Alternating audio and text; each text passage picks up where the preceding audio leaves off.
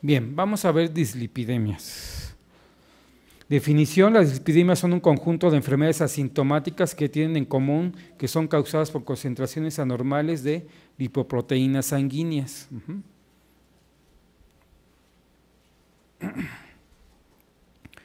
Su búsqueda debe ser intencionada, es indispensable para un diagnóstico y un tratamiento oportuno. Se clasifican por síndromes que engloban una variedad de etiologías y distintos riesgos cardiovasculares. El médico, que debe ser capaz de identificar la causa de estas dislipidemias, evaluar el riesgo cardiovascular al que se asocia la dislipidemia en estudio y estimar el riesgo cardiovascular global del paciente. ¿Cómo lo hacemos? ¿A qué se refiere todo esto?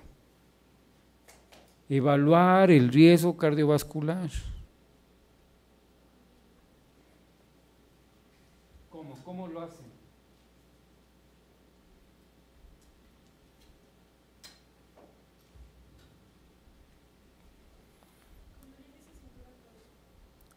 Índice de cintura cadera, pero esto ya no picaría aquí, ya sería en obesidad, ¿no? O sea, sí le hiciste, o sea, sí le estás haciendo su exploración física, me dices el índice de cintura cadera, pero ahorita como que nada más es puros lípidos. Se da cuenta que te hacen una…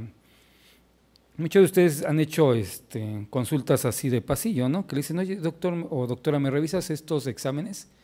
Son de mi tía, que vive en Nueva York. O sea, ni siquiera la vas a poder medir ni ver. Ajá. Y te dicen, dígame, ¿qué hago con estos laboratorios?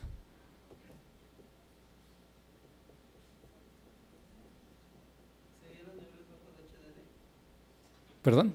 Y nada más te dan colesterol y triglicéridos. Porque no había promoción de todo el paquete. ¿Qué hacen?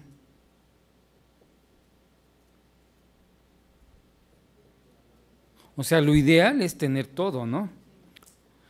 Pero, por ejemplo, en el seguro, en la clínica donde yo trabajo, no hacen todo. Nada más es colesterol, triglicéridos.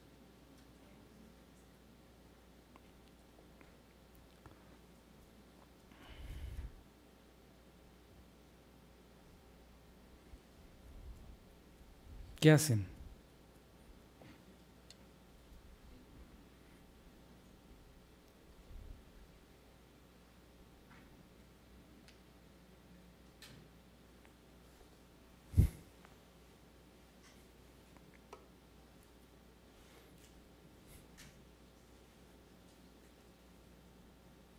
Hacen esto.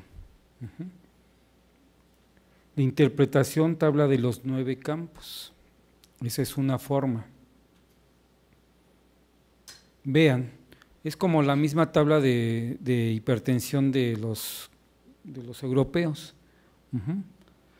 ¿Qué es lo que hacemos? Mido colesterol, mido triglicéridos. Triglicéridos de 200 a 300 y más de 300. Triglicéridos de menor de 200 a 400 y mayor de 400. ¿Qué pasa cuando yo tengo colesterol de más de 500? Triglicéridos, perdón. ¿Qué pasa?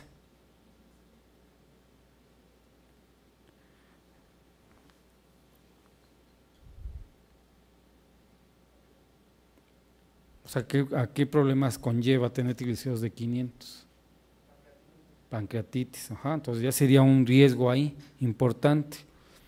Entonces, vean, habitualmente, como inicialmente inician algunos pacientes solamente con estas dos medidas, si yo tengo un paciente con triglicéridos de menor de 200 y colesterol de 200, lo ubico en un riesgo bajo, no le hago más tal vez, nada más le inicio dieta. Si yo tengo un paciente con triglicéridos de 200 a 400 y además colesterol de 200 a 300, lo ubico en esta parte. Ajá. Si tengo un colesterol de 200 a 300 pero con triglicéridos de 200, lo ubico acá, que es riesgo intermedio. ¿Sí? Entonces tiene un riesgo este paciente de tener un problema. Ajá. Y aquí, por ejemplo, mayor de 400, pues un riesgo de pancreatitis. Aquí los triglicéridos por arriba de 300, 400, ya empiezan a ser aterogénicos.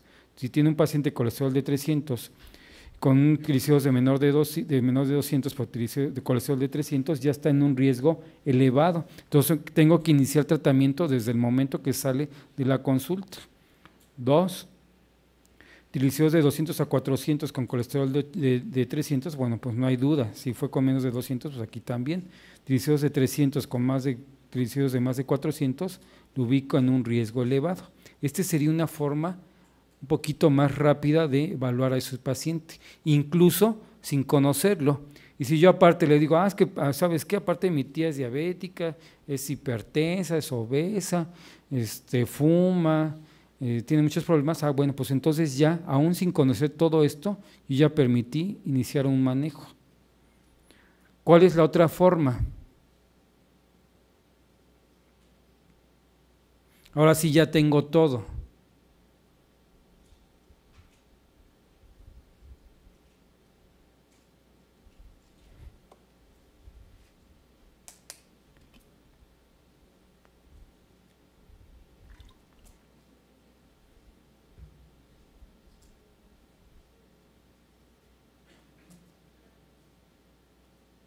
¿Qué es el ATP?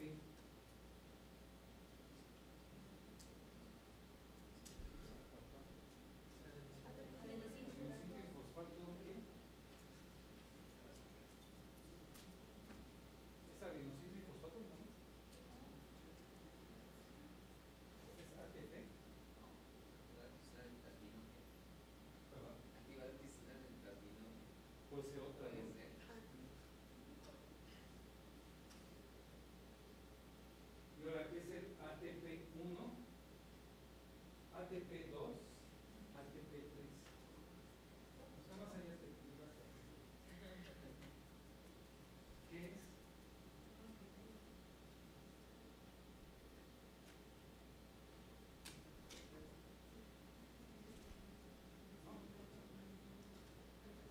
Una guía. Estamos en colesterol glicose, es una guía. ¿Guía de qué?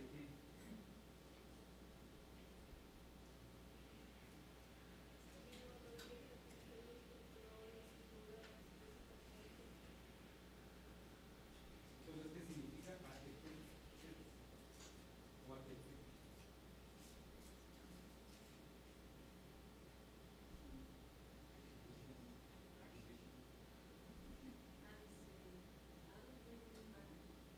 El panel.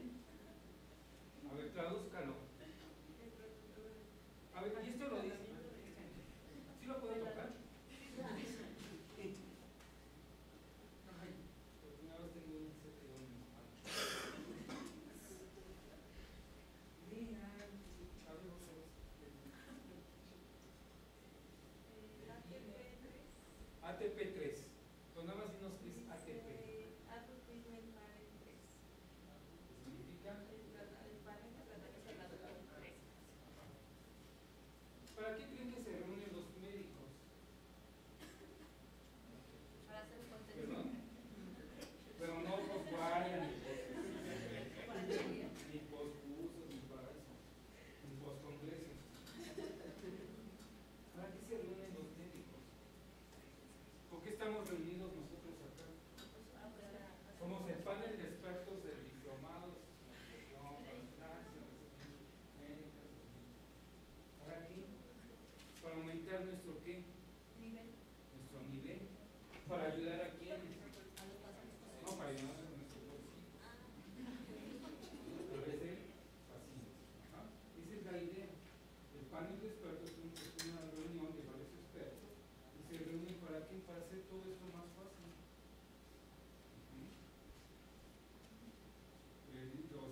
El guión número 8, ¿quiénes son?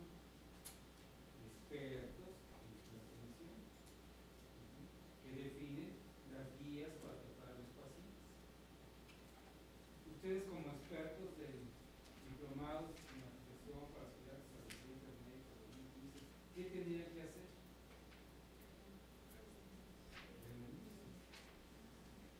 ¿Para qué? ¿Han pensado ahorita cómo le van a hacer para los medicamentos? ¿Quién los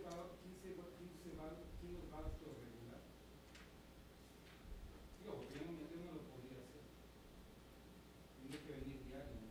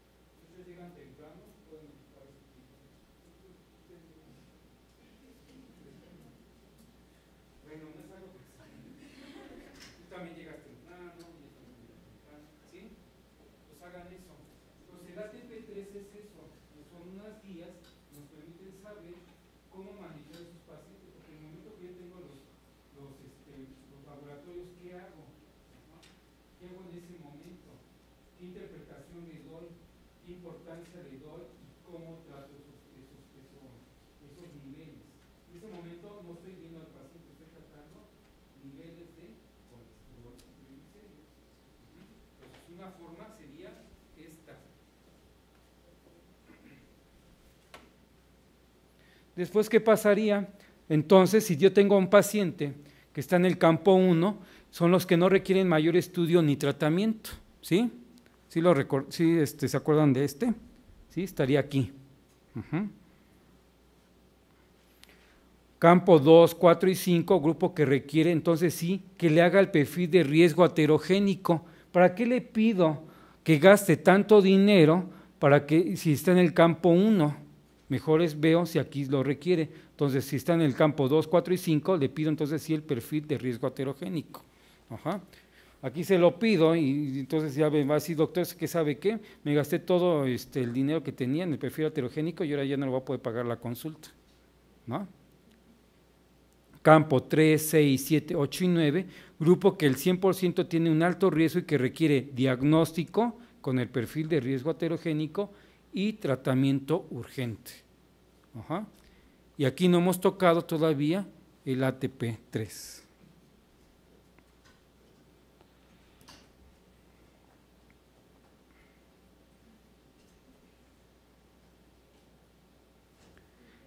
Y entonces, el ATP3 mide los niveles recomendados para los lípidos, y estos son, que se los se tienen que aprender de memoria. Entonces, foto. Pero viene en el CTO también, ¿no?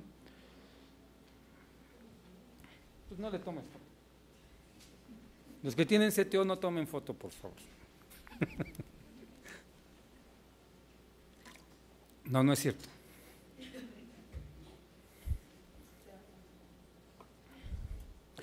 En la mañana, ayer en la noche y hoy en la mañana les mandé los artículos, el de obesidad y el de, ¿cómo se llama?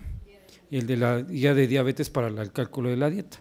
Hoy les mando los de ATP3 y el diabetes CAR de diabetes, para que lo vayan leyendo, si es que les quedan algunas dudas. ¿Ok? ¿Sí? Entonces vean, entonces yo tendría que entonces tomar esto sería lo que el ATP3 me recomendaría hacer con estos pacientes. Y bueno, ya no vamos a revisar todo eso de qué es el LDL y todas esas cosas.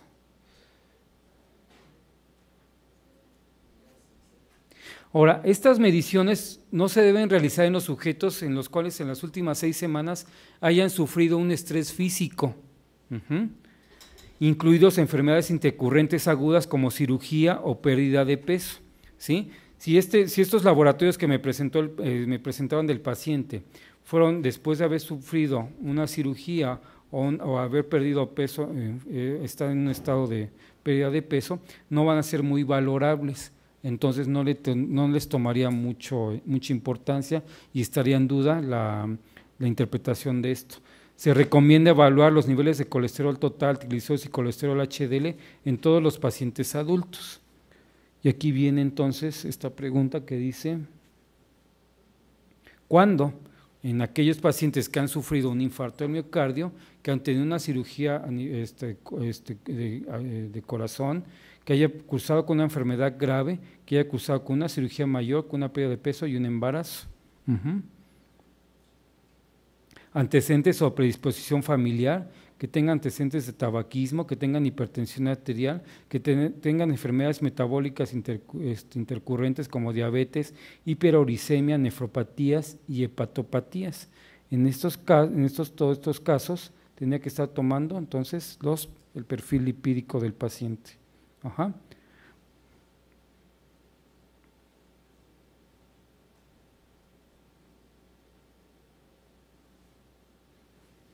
Y entonces, el ATP3 es la conjunción de ATP1 y ATP2. ¿Qué hace énfasis el ATP3? Hace énfasis en los factores de riesgo, como es diabetes, como riesgo de equivalente de enfermedad coronaria, o lo que decíamos hace rato, riesgo equivalente de cardiopatía isquémica. Nos hace una proyección de riesgo de enfermedad cardíaca en 10 años, de acuerdo a los estudios Framingham, y en los pacientes con múltiples factores de riesgo.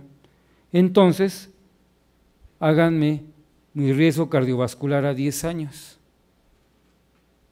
o háganse el suyo. Digo, a ver si es costeable la residencia. ¿Cómo? ¿Qué toman en cuenta? Edad, tabaquismo, género, ¿perdón? Colesterol, diabético. Ok. Pero esto es para pacientes enfermos.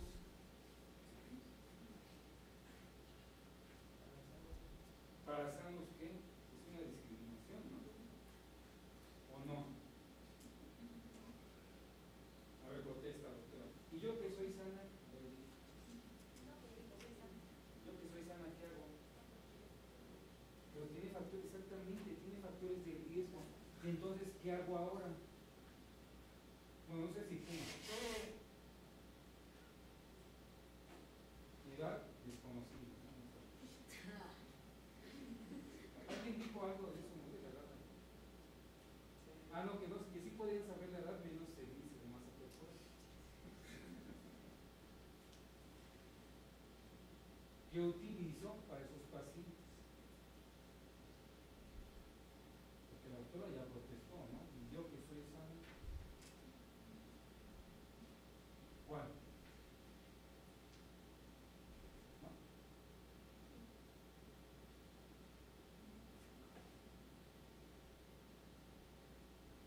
No, no creo que venga.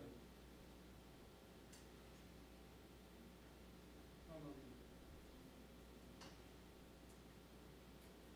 Bueno, vamos a terminar esto y ahorita vamos.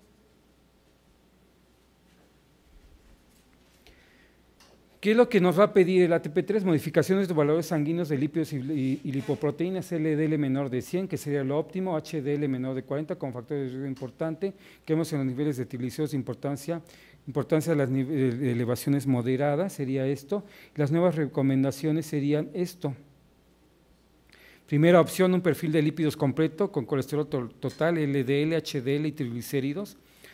Segunda opción, colesterol total, HDL, cuantificación de lipoproteínas. Si el colesterol total es mayor de 200, el HDL es menor de 40 miligramos. Esto ya es la guía del ATP3.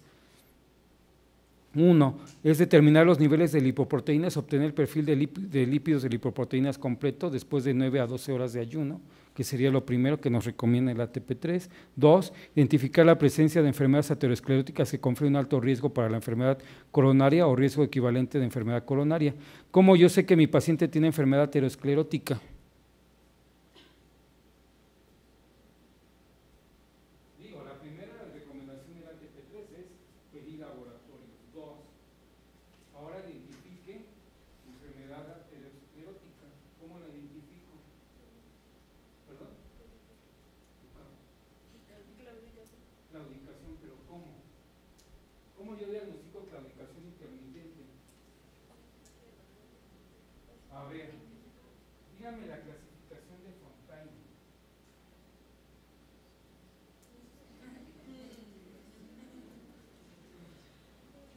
¿Esa es claudicación? A ver, fíjense bien.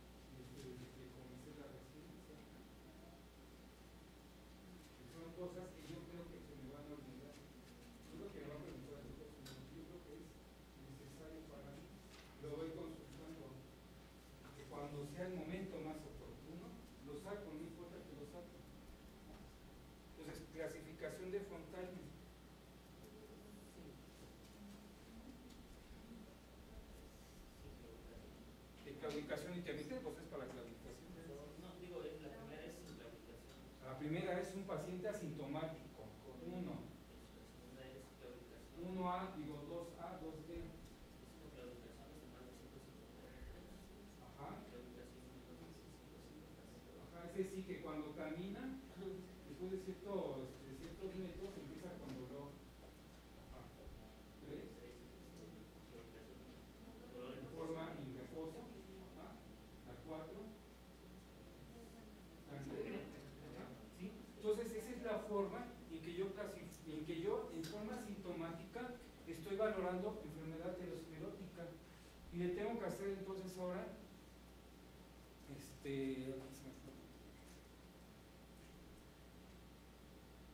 la prueba de isquemia plantar.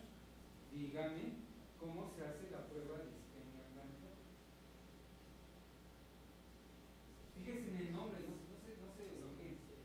Isquemia plantar. Isquemia plantar. Le elevo los pies, pero ¿cómo va la prueba? Está sentado y veo su coloración. Ajá, ¿cómo está? La elegancia de sus pies. ¿Cómo están sus pies? Véanse sus dedos. Están rojitos. Produzcanse isquemia. Hace una hora. ¿No? Pero así. Queda blanco. Ay, la doctora no me hace así. Si se produce isquemia, ¿qué pasa? La prueba de isquemia plantar como ¿qué consiste? Se llevan las piernas, empiezan a hacer que gire, después se le pide al paciente que las deje otra vez colgando. ¿Y cuánto tiempo tiene que recuperar la coloración?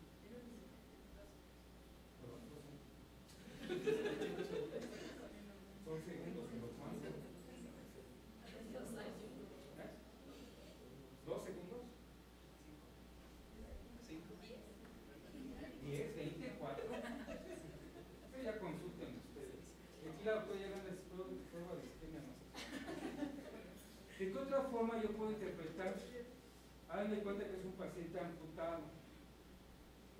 Ahora, ¿cómo le demuestro la aterosclerosis?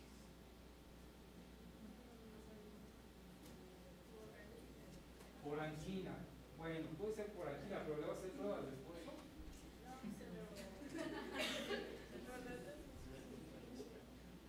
Insuficiencia cardíaca, no, pero no. O sea, la aterosclerosis, sería como una consecuencia ya casi. Con un Doppler, puede ser con un Doppler. Pero más sencillo. Puede ser que haya soplo en las carótidas. ¿Los pulsos? Pero a ustedes toca pulso por acá y pulso por acá, les ponen un trono y le provoca una Doppler. Doppler, ya lo dijo su presentación. Más sencillo. Una placa de qué? De tórax, buscándole qué? Autoesclerosis.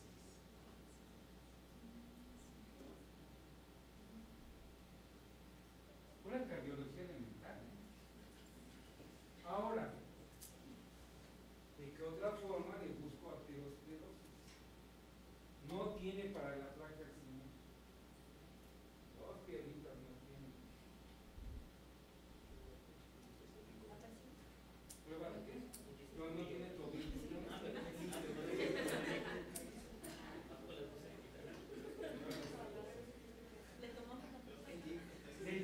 Escuchen a sus compañeros, le toman la presión. ¿Cómo le toma la presión? El tobillo brazo. Y no tiene.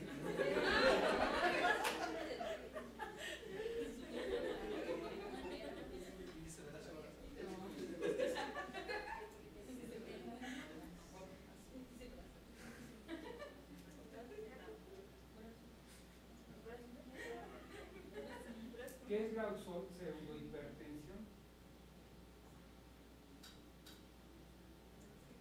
Es la maniobra de Ortler.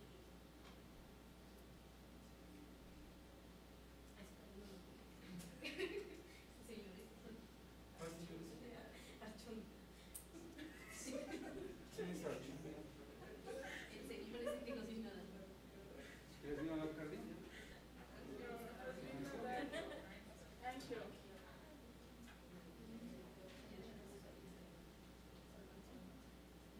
que todo lo que les dicen tiene que, a veces yo pienso, o sea, voy a hacer esta pequeña observación, a veces yo pienso que saben mucho y lo que yo estoy diciendo como que, ay, es obvio, entonces cuando les pregunto, pienso que no, pero es que tienen que preguntarme.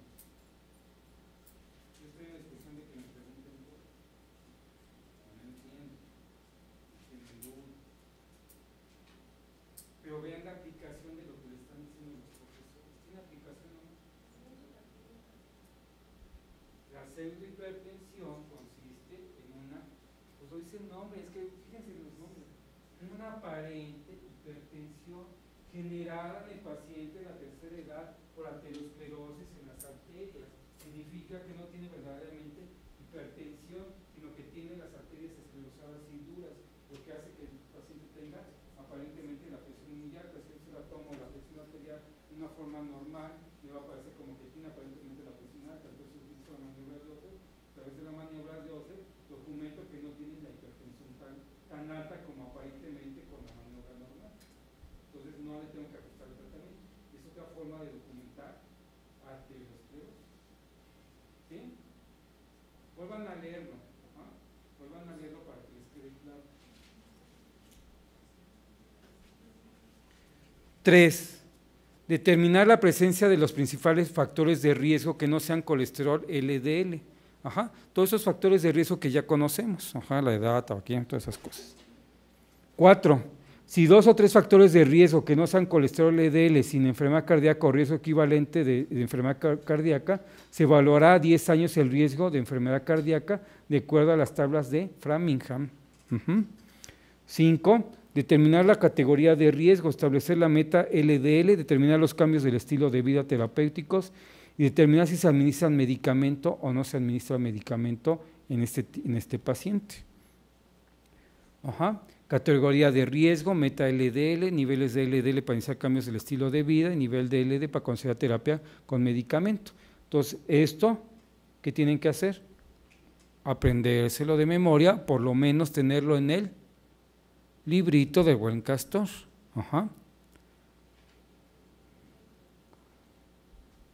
¿Sí? ¿Ya le tomaron copia? ¿Viene ahí en el CTO así explicado esto, doctora? Esto no, ¿verdad? Ok, bueno. 6. Cambiar el estilo de vida cuando el LDL está por arriba de la meta, con disminución de la ingesta de colesterol, opciones para disminuir el colesterol a través de los estanoles, esteroles, 2 gramos al día, fibra soluble de 10 a 25 gramos al día, reducción de peso y aumento de la actividad física. ¿Sí? Esa sería la 6ª recomendación del ATP3.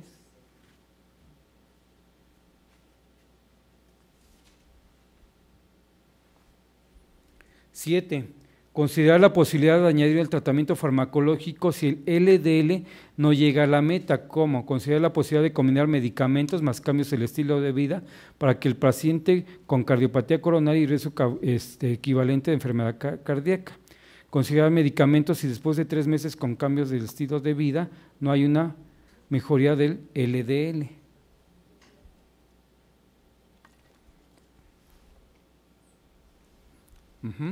Y entonces aquí vienen todos los medicamentos, ácido nicotínico con liberación inmediata, secuestradores de ácidos biliares como el colesterol y la colestiramina. Entonces estos medicamentos estarían dentro de los 5 medicamentos que tendrían que estudiar el día de hoy. Hacer sus tarjetitas, formar sus equipos de 2, 3, 4, 5, 6 personas como quieran hacerlo y mañana empezar a preguntarse medicamentos, aparte de todo lo demás que tienen que hacer, ¿Sí? Así lo podrían hacer. ¿Sí? Ácido nicotínico, dosis de inicio 50 miligramos, rango de dosis 1 a 3 gramos, presentación de 100 a 50 miligramos, colesterol de 10 miligramos, rango de dosis hasta 20 miligramos, presentación de 5 miligramos, colestiramina 8 miligramos dosis de inicio, rango de dosis 16 miligramos, o sea 2, presentaciones de 4 gramos. Y así todos los demás. ¿Están tomando foto o lo vienen ahí en sus libros? ¿Perdón?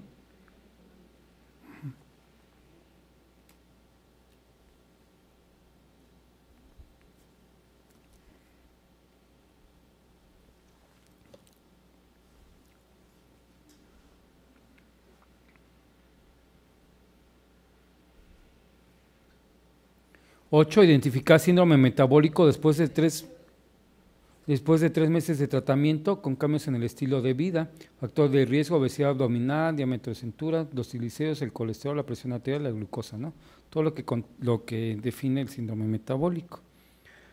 Tratamiento del síndrome metabólico, reducir las causas como es el sobrepeso, la obesidad, la inactividad física, tratamientos a factores de riesgo asociados como es la hipertensión, estado protrombótico, diabetes, dislipidemia heterogénica. 9, tratamiento de los triglicéridos elevados, aquí ya nos empieza a hablar solamente de triglicéridos. Tratamiento de hipertrigliceridemia, primero alcanzar la meta de LDL, control de peso, inducir a realizar la actividad física, después de haber alcanzado una meta de LDL, da tratamiento en caso de que los triglicéridos estén por arriba de 200 miligramos.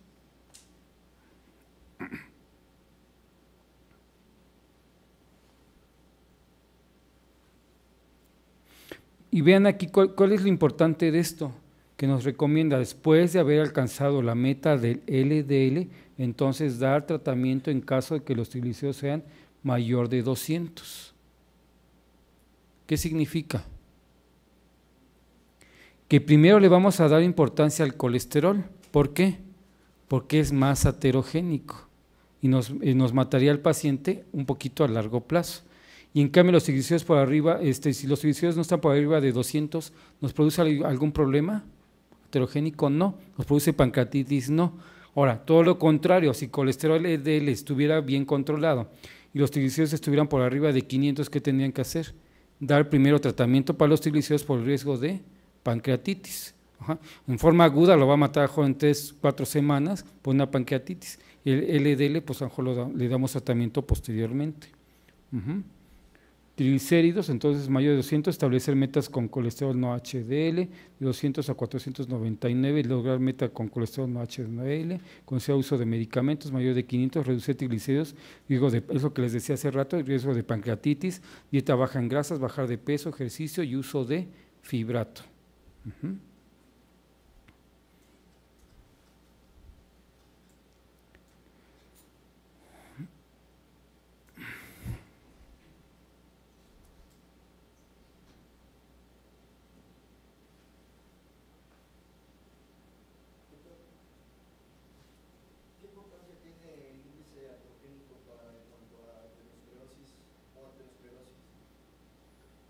Pues es la probabilidad de que te lleve a formar aterosclerosis, o sea, esa es la importancia. O sea, el rango te va a establecer que tiene tu paciente. Si no tienes una forma de cuantificar la aterosclerosis como lo hicimos hace rato, solamente lo vas a hacer con laboratorios. Es lo mismo que les dije a tu compañera, nada más te van a dar esos laboratorios desconociendo al paciente, su edad, cómo está su presión, su constitución física, o sea, no lo estás revisando, solamente con puros laboratorios. Esa es otra forma que también a veces hacemos ejercicios. Ahora que veamos los casos clínicos, lo que voy a traerles a ustedes solamente son puros laboratorios, ustedes tienen que interpretar los laboratorios, ya sea VH, química, pruebas de función hepática, que es así como hago los ejercicios cuando vemos casos clínicos, desconociendo todo lo demás del paciente, solamente leyendo los puros laboratorios. Ahora, fíjense bien, ¿quién sabe bien inglés? ¿Nadie? Digo, ¿para qué lean nada más esto? Como se debe de leer. John Britt Tree. Ok. Estas son las recomendaciones para las personas que son aparentemente sanas, que yo no les aplicaría el ATP3, sino le aplicaría la del John Britt Society, que son recomendaciones para prevenir el riesgo cardiovascular. La principal causa mundial de mortalidad son las enfermedades cardiovasculares, hace énfasis sobre esto. Más en pacientes que sobreviven y adquieren mayor riesgo de presentar nuevos eventos, medir la incidencia de riesgos cardiovascular modificables. Entonces, esto sería aparentemente para personas un poquito más jóvenes y aparentemente sanas.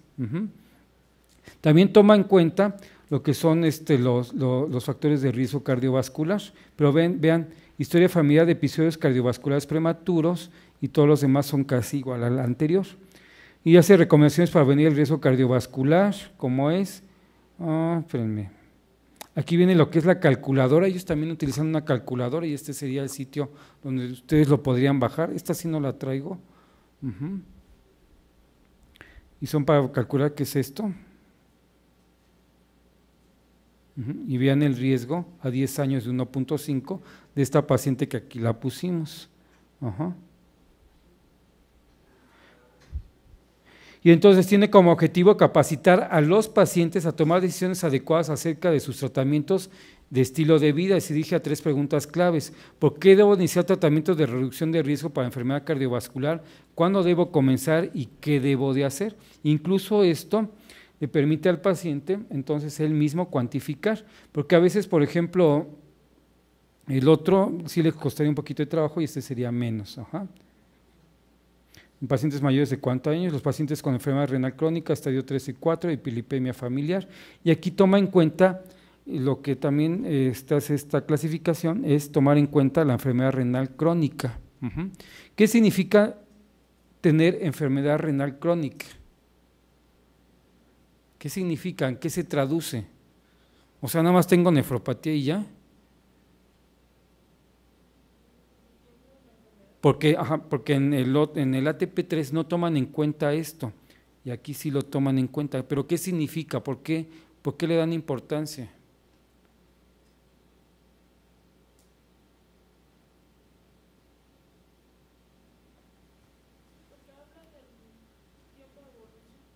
Nos habla de un tipo de evolución de otras enfermedades como diabetes, hipertensión. ¿Qué más? ¿Qué es un factor de mal pronóstico?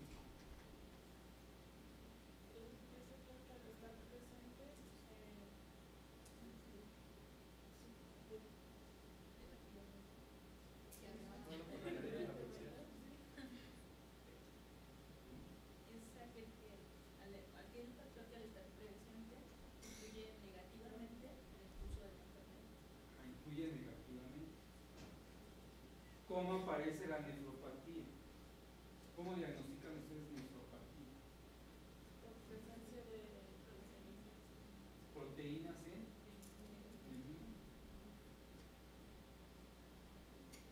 Desde el punto de vista diabético, ¿cómo empiezan a diagnosticar nefropatía? Con microalbuminuria, ¿pero cuándo? Pero no es el inicio.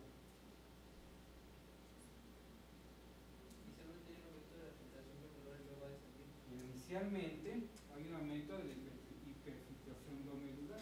¿Y cuánto es lo normal de la hiperfiltración glomerular? No, de la filtración glomerular. ¿Cuánto es lo normal? ¿Cuánto filtra tu riñón al día? ¿Perdón? El tuyo, pero lo normal. De 90 a 120. El riñón tuyo, el de ella, el de él, el de ella, la mayoría está depurando de 90 a 120 mililitros. Entonces, cuando yo digo que mi paciente está hiperfiltrando, cuando tiene más de 150 mililitros sobre minuto, mi riñón está hiperfiltrando. ¿Y qué significa eso? O sea, hago mi depuración, de hecho ahorita regreso, voy a la depuración. Estoy haciendo mi recolección de orina. Ayer fui diabético, ayer dijeron que era diabético. Ayer fui diabético. Ayer dijo que era diabético. Hoy el doctor me pide una depuración de creatinina. Mañana le llevo el resultado y tengo 160 mililitros sobre minuto de filtración glomerular. ¿Qué significa que estoy hiperfiltrando? ¿Qué tengo que hacer?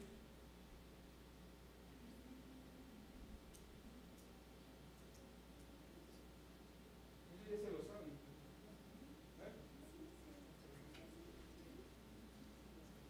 Si me están diciendo que eso es de mal pronóstico, pues tengo que actuar.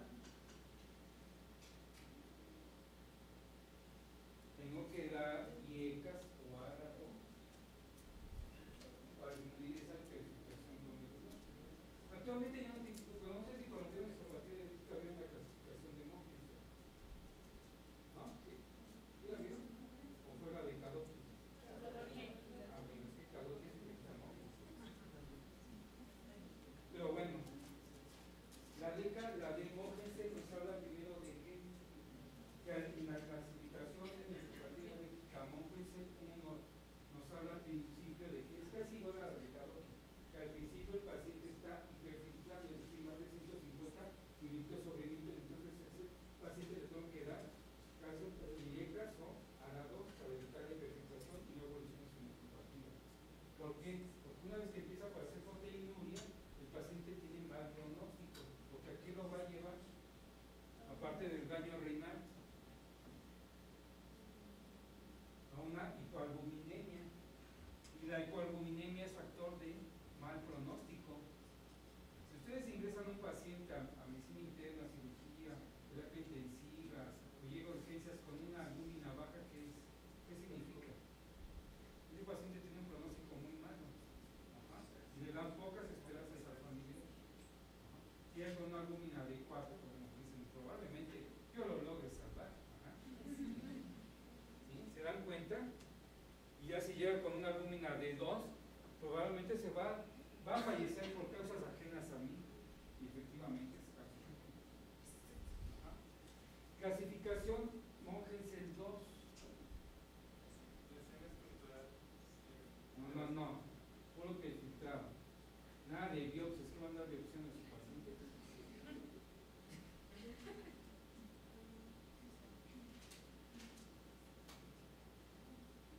Si ustedes me toman mañana una muestra de ego, ¿qué pasará? A mí. Ustedes nada porque están sentados. Va a aparecer una proteinuria transitoria. Entonces, en el estadio 2 empieza a aparecer proteinuria transitoria. ¿Por qué? Porque permanecí de pie, porque hice ejercicio, porque tuve fiebre, porque tengo insuficiencia cardíaca. Pero es transitoria. Pasado mañana que ya no vengo a clase, me toman el sábado otro ego y ya no aparece proteinuria. ¿Y cómo está mi presión arterial? Normal. Ajá. Clasificación 3, o en Chaotic 3 o Mogensen 3, ¿qué aparece? Una proteinuria sostenida. En el ego aparece proteinuria. Hoy lo hacen el sábado, proteinuria. Lo hacen el próximo viernes, proteinuria. Ajá. Sin llegar a niveles de ¿qué? De macro.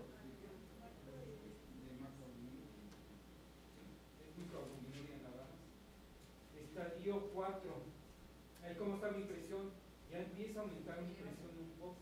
Ajá. ¿Sí? Ahora ya no más es la dosis de neuroprotección. Ahora el doctor ya me aumenta un poquito más el captopril. O LARA 2. Estadio 4. ¿Qué pasa? La hipertensión es más sostenida. Ya aparece en largos nefróticos. Y ya cómo está la depuración. Ya empieza a bajar más. Y ya el estadio 5, bueno, pues el paciente ya está urémico, ya tiene menos, ya tiene criterios para diálisis, ajá, y ya muchos pacientes ya no llegan con la uremia clásica, con el aliento, la estachura, ¿ok?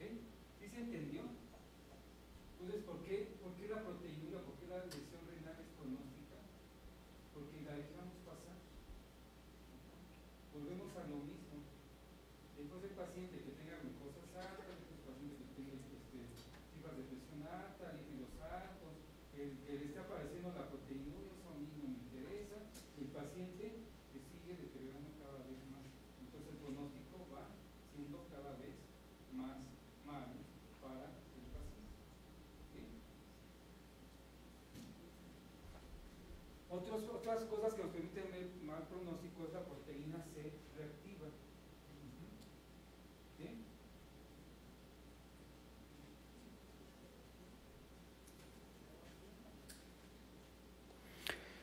Entonces aquí dice que bueno, hay recomendaciones para modificar los factores de riesgo, como es el tabaquismo, hay que apoyarlo sobre lo que es el dejar de fumar en esos pacientes, y bueno, van dando ciertas recomendaciones en cuanto a las semanas, y su dieta que debe de llevar el paciente, la dieta mediterránea que es la que aconsejan ellos, con bajo consumo también de carnes rojas y bajo consumo de productos lácteos, el vino tinto como una copa en las comidas, Aquí dice que el consumo de sal puede ser menor de 6 gramos al día, el consumo de alcohol de menos de 21 unidades por semana en los hombres y de 14 unidades en las mujeres. Evitar reducir el consumo de carnes procesadas o alimentos producidos en productos comerciales que tienen a ser altos contenidos en con altos contenidos en grasas trans y sodio, carbohidratos refinados. ¿Sí? Aquí nos da otras recomendaciones que el ATP3 no las da. Y aquí vean, ya nos hace énfasis sobre los carbohidratos refinados y las carnes procesadas que deben de evitarse. El alcohol, y vean, una unidad equivale a 80 mililitros de vino, que es igual a 200 mililitros de cerveza. Sería lo permitido. Pero ¿qué pasa si le decimos a los pacientes, pueden consumir 80 mililitros de vino, porque le va a evitar que se infarte?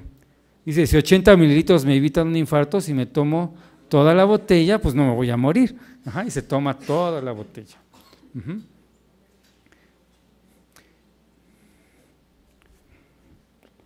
Ok, y hablas también sobre lo que es el ejercicio y medicamentos para bajar el colesterol, que bueno, esto ya se compara con el ATP3. Y hace énfasis también sobre lo que es la hipertensión arterial. Y bien, en tratamiento farmacológico con hipertensión, aquí hace énfasis en que los pacientes con menos de 55 años inicien IECAS. Los pacientes con mayores de 55 años con bloqueadores de canales de calcio. ¿Qué es lo que hacen los británicos en cuanto a hipertensión arterial? Hacen esto, ellos no van a recomendar nunca diuréticos tiacídicos, lo que inicialmente van a iniciar es, si el paciente es menor de 55 años, IECAS, si el paciente es mayor de 55 años o es anciano, van a indicar bloqueadores de canales de calcio, y solamente las tiacidas la van a utilizar como una alternativa para pacientes con insuficiencia cardíaca. Eso es lo que hacen los británicos. Y los beta bloqueadores en pacientes con angina sintomática o insuficiencia cardíaca crónica. Si el paciente tiene riesgo de infarto, entonces hay que darle clopidogrel, dosis, o bien aspirina, o bien dosis de clopidogrel. Antiplaquetarios como todos los demás que se mencionan acá, sobre todo si tienen eventos coronarios agudos. El uso de estatinas, si el paciente tiene antecedente de EBC. Bueno.